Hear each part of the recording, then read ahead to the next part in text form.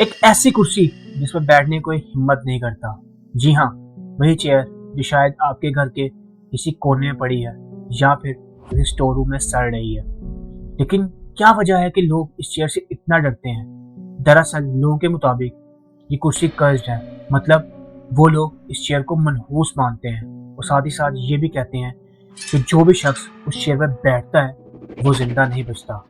दरअसल ये चेयर जो कि शायद इंग्लैंड के एक टाउन थर्स्ट के म्यूजियम में आज भी मौजूद है। दिखने में तो ये चेयर बिल्कुल नॉर्मल लगती है, लेकिन अब जो बात मैं आपको बताने वाला हूँ उसे सुन के आपको यकीन हो जाएगा ये कोई नॉर्मल चेयर नहीं। दरअसल इस चेयर को बाकी चेयर्स की तरह जमीन पर नहीं रखा गया, बल्कि जमीन से 5 फीट ऊपर दीवार में लटकाया गया है। और साथ ही साथ इसके साथ कुछ वार्निंग साइंस भी दिए गए हैं, जिसमें साफ तौर पर लिखा है, do not touch and do not sit. आप लोग यही सोच रहे होंगे कि शायद ये किसी किस्म की कोई फिक्शन स्टोरी है, लेकिन ये कोई फिक्शन स्टोरी नहीं, बल्कि एक डॉक्यूमेंटेड हिस्ट्री है। इस चेयर ने तकरीबन 63 लोगों को अपना निशाना बनाया, और अगर इस चेयर को दीवार से ना लटकाया जाता तो शायद मरने वालों की तादाद आज कुछ ज्यादा होती। आखिर इस चेयर की कहानी क्या है, ये कैसे कर्स्ड हुई?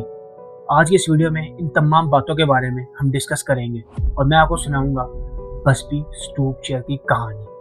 अगर तो आप एक कमजोर दिल वाले इंसान हैं तो ये वीडियो यहीं पर बंद कर दें, लेकिन अगर आप फिर भी ये कहानी सुनना चाहते हैं तो मैं उम्मीद करता हूँ कि आपको नाइटमेयर्स ना आए।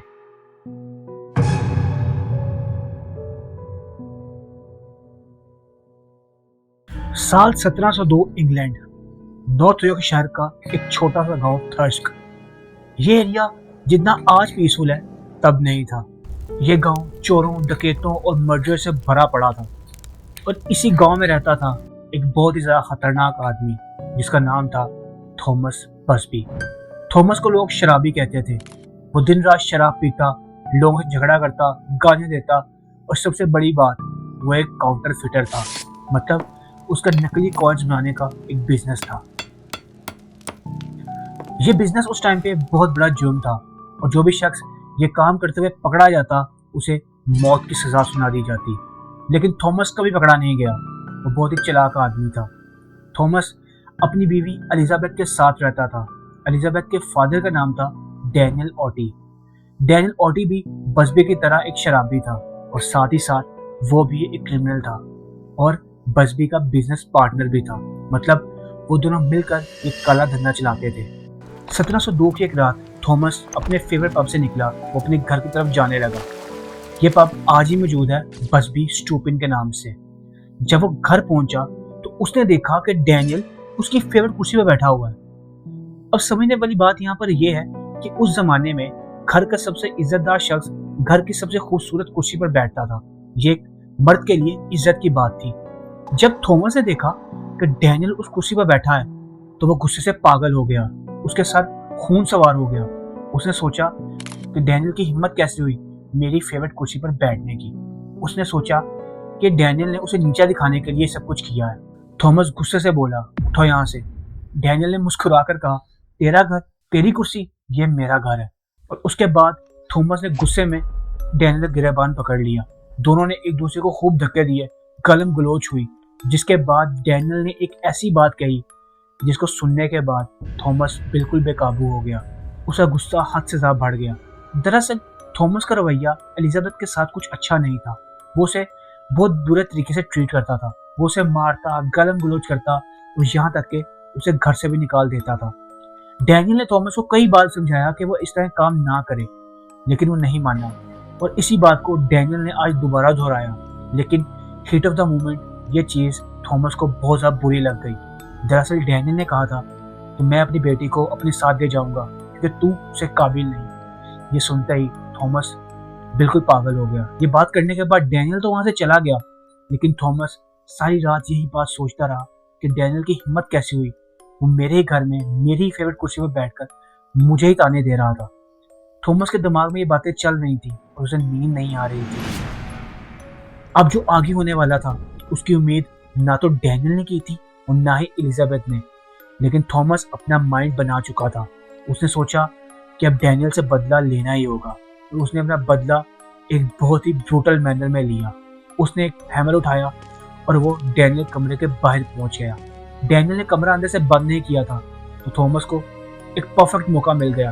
वो कमरे के अंदर एंटर हुआ और अंदर जाते ही उसने हथौड़े की मदद से डैनियल का सर पे हमला करना स्टार्ट कर दिया। इन हमलों की शिद्दत डैनियल बर्दाश्त नहीं कर पाया और वहीं दम तोड़ गया। उसके बाद उसने डैनियल की लाश को उठाया और पास के खेत में जाकर उसे दफन कर दिया। जब डैनियल बहुत देर तक घर नहीं आया तो एलिजाबेथ को टेंशन होने लगी। उसने अथॉरिटीज को कंप्लेन की और इन्वेस्टिगेशन स्टार्ट हो गई। कुछ ही देर बाद डैनियल की अदफन लाश उसी खेत में से मिली। जब मजीद इन्वेस्टिगेशन की गई तो जो सबूत और गवाह आए वो तमाम थॉमस के खिलाफ थे। थॉमस को इन सबूतों और गवाहों की बुनियाद पर अरेस्ट कर लिया गया। जब कोर्ट में ट्रायल हुआ तो उसे फांसी की सजा सुना दी गई और ये फैसला हुआ कि उसे चौराहे में सरेआम लटका दिया जाएगा ताकि दूसरे लोग उसे देखकर इबरत हासिल करें। जिस दिन थॉमस को फांसी दी जानी थी, उसे फांसी वाली जगह पर ले जाया जा रहा था तो रास्ते में वही बार आया जो उसका फेवरेट था। उसने एक अजीब विश की। उसने कहा कि मेरी आखिरी विश है कि मैं इसी पब में एक लास्ट ड्रिंक लूं, अपनी उसी कुर्सी पर बैठकर जिसकी वजह से मैंने अपने ससुर का कत्ल किया था। अब गार्ड्स ने जब ये चीज सीनियर्स को बताई तो सरप्राइजिंगली उन्होंने इस चीज की इजाजत दे दी। वो गार्ड्स थॉमस की कुर्सी उसे घर से लेकर आए और उस पब में रख दी। थॉमस उस कुर्सी पर बैठा और शराब पीना स्टार्ट कर दिया। वो एक पैग लेता और जोर जोर से हंसता। वो ऐसे सेलिब्रेट कर रहा था जैसे उसने पूरी दुनिया फतह कर ली हो। हंसते हंसते वो खामोश हो गया और उसने गुस्से में कहा कि मेरे जाने के बाद जो भी इस चेयर में बैठेगा उसकी बहुत दर्दनाक मौत होगी। ये चीज सुन के जो पास लोग खड़े थे वो हंसने लगे और आपस में बात करने लगे कि शायद शराब के नशे की वजह से इसका दिमाग खराब हो गया है या मौत के डर से ये बहकी बहकी बातें कर रहा है। उन्होंने इस चीज को इग्नोर कर दिया। थॉमस को फांसी दे दी गई और गिबर्ट में वहीं लटका दिया गया उसी पब के सामने और उसी वजह से उस पब का नाम बसबी स्टूपिन रख दिया गया। लोगों को लगा कि थॉमस की कहानी यहाँ खत्म हो गई, लेकिन थॉमस की कहानी खत्म नहीं हुई थी बल्कि अभी शुरू हुई थी। 1702 गुजर गया और अब आ गया 1938। पब का ओनर चेंज हो गया लेकिन वो चेयर कहीं नहीं गई। वो चेयर उसी पब में मौजूद थी। कुछ लोग आज भी उस चेयर से डरते थे, लेकिन कुछ ऐसे लोग भी मौजूद थे जो इस चेयर को सिर्फ एक मजाक समझते थे। वो एक एक करके उस कुर्सी पर बैठते रहे और हादसा का शिकार होते गए। पब के ओनर ने नोटिस करना स्टार्ट किया कि जो भी शख्स इस कुर्सी पर बैठता है उसके साथ कोई ना कोई हादसा जरूर होता है। लेकिन पब की बढ़ती हुई पॉपुलैरिटी की वजह से उसने इस चेयर को यहाँ से मूव नहीं किया, क्योंकि बहुत से लोग ऐसे थे जो इस पब में सिर्फ उस चेयर के लिए आते थे और साथ ड्रिंक्स वगैरह भी कर लेते थे। इसी पॉपुलैरिटी की वजह से उसने इस चेयर को वहां से नहीं हटाया। 1938 भी गुजर गया और अब आ गया 1940, मतलब वर्ल्ड वार 2 का टाइम।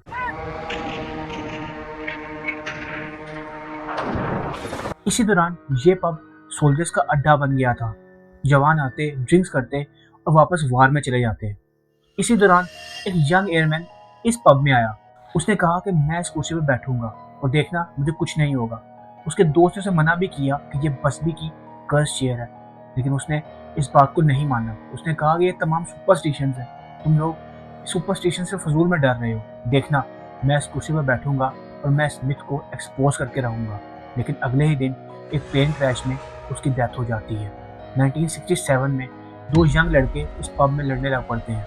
वो एक दूसरे को धक्का देते हैं और इसी दौरान एक लड़का उस कुर्सी पर जा गिरता है। जब वो गाड़ी से अपने घर वापस जा रहा होता है तो रास्ते में एक एक्सीडेंट में उसकी डेथ हो जाती है।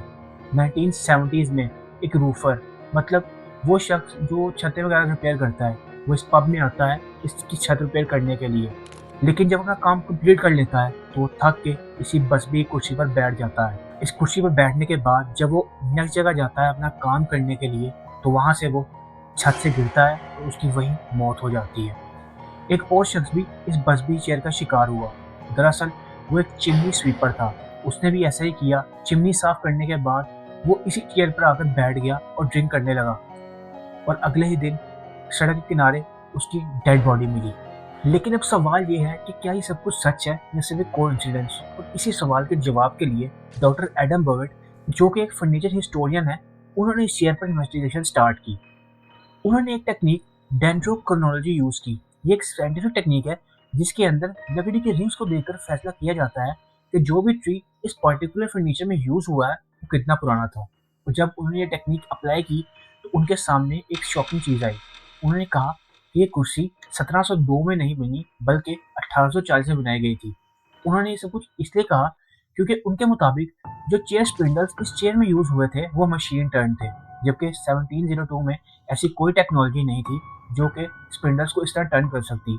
तब तो हैंडमेड स्पिंडल्स यूज़ होते थे। तो आखिर 1702 में मशीन टर्न स्पिंडल्स कहाँ से आ गए? लेकिन साथ ही उन्होंने ये भी कहा कि शायद इस चेयर को बाद में मॉडिफाई किया गया था to make it look better. लेकिन अब लोग ये सोचने में मजबूर हो गए कि क्या बसबी की चेयर रियल है कि नहीं, और साथ ही साथ ये सवाल भी आने लगा कि अगर डॉक्टर एडम बोवेट की थ्योरी सच्ची है तो जो भी शख्स इस कुर्सी पर बैठता है उसकी मौत कैसे हो जाती है। कुछ साइकोलॉजिस्ट के मुताबिक ये नोसेबो इफेक्ट था। मतलब जब लोगों को पता चलता था कि ये कुर्सी कर्स्ड है तो वो डर के मारे उनका दिमाग इफेक्ट होता था, और इसी इफेक्ट की वजह से वो ज़्यादा केयरलेस और नर्वस हो जाते थे, और इसी नर्वसनेस की वजह से उनके एक्सीडेंट्स होते थे, और इन एक्सीडेंट्स के नतीजे में उनकी डेथ हो जाती थी। नोज़ेबो इफेक्ट की सबसे पॉपुलर एग्जांपल ये है कि जब एक प्रिजनर को बताया जाता है कि उसे एक वेनमस स्नेक ने बाइट किया है तो वो डर के मारे ही मर जाता है, जबकि हकीकत में उसे किसी स्नेक ने बाइट नहीं किया था बल्कि सिर्फ उसे एक नीडल चुभाई गई थी। साइकोलॉजिस्ट का यही कहना है कि इस केस के अंदर फियर उनकी डेथ की वजह थी, ना कि चेयर। जो स्टोरीज उस चेयर से लिंक थी उस फियर की वजह से लोगों की डेथ हुई, ना कि उस चेयर पर बैठने की वजह से उनकी डेथ हुई। 1970s के एंड तक इस चेयर की वजह से बहुत से लोग अपनी जान से हाथ धो बैठे। वो तमाम डेथ्स डायरेक्टली या इनडायरेक्टली इसी चेयर से रिलेटेड थी। तब उस पब के लैंडलॉर्ड ने सोचा कि अब बस, अब मजीद किसी की जान नहीं जानी चाहिए। तो उसने थर्स्ट म्यूजियम में कॉल की और कहा कि वो आकर इस कुर्सी को ले जाए।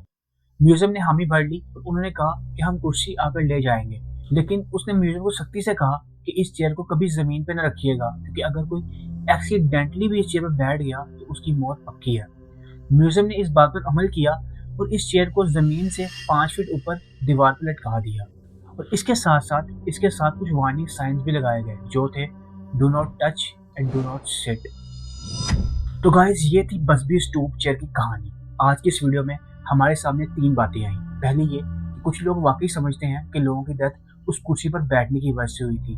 नंबर 2, डॉक्टर एडम की साइंटिफिक रिसर्च जिसके मुताबिक ये कुर्सी 1702 में नहीं बनी बल्कि 1840 में बनी थी। नंबर 3, साइकोलॉजिस्ट की थियरी। साइकोलॉजिस्ट के मुताबिक लोगों की डेथ उस कुर्सी पर बैठने की वजह से नहीं हुई, बल्कि ये जो स्टोरीज उस चेयर से लिंक थी उसके फियर की वजह से लोगों की डेथ हुई। ये कुर्सी आज भी थर्च के म्यूजियम में मौजूद है और जमीन से 5 फीट ऊपर दीवार के साथ लटकाई गई है, और साथ ही साथ इसके साथ वही वार्निंग साइंस आज भी देखने को मिलते हैं। अगर आप इस कुर्सी को जाकर विजिट करते हैं तो आपको एक अजीब सा एहसास होता है और आपको भी डर महसूस होता है। तो अगली बार अगर आप किसी भी पुरानी चेयर पर बैठे तो एक बार कंफर्म कर लें कि कहीं ये वही बसबी स्टूप चेयर तो नहीं। अभी इस चीज़ का फैसला मैं आप पर छोड़ता हूँ कि क्या लोगों की डेथ वाकई उस कुर्सी पर बैठने की वजह से हुई थी या फिर लोग डर की वजह से अपनी जान से हाथ धो बैठे हैं। अगर आपको ये टॉपिक इंटरेस्टिंग लगा हो तो इस चैनल को कर दें सब्सक्राइब और वीडियो कर दीजिएगा लाइक, और कमेंट सेक्शन में अपनी इज़हार राय ज़रूर बताइएगा। मैं मिलता हूँ आप लोगों से नेक्स्ट वीडियो में। Till then, peace out.